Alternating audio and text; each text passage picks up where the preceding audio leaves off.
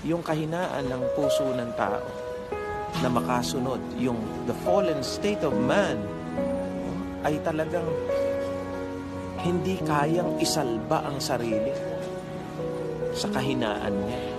Sabi ni Apostol Pablo, kawawa ako.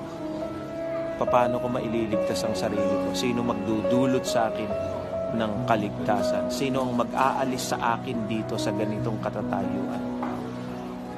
Hindi natin nare-realize o hindi nare-realize ng mundo kung gaano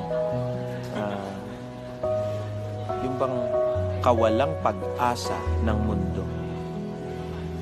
Kung ang mundo ay tatayo sa sarili niyang katuwiran. No, yung sasabihin natin na mabait naman ako no, sumusunod naman ako, wala akong tinatapakan ng mga tao.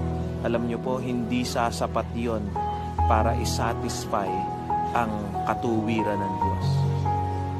Hindi sasapat yung pagbibigay mo ng limos.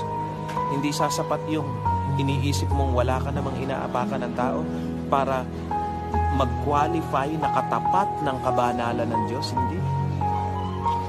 Ang tao ay nagpapakasarap pa sa kasalanan, namatay ang Panginoong Hesus para iligtas tayo.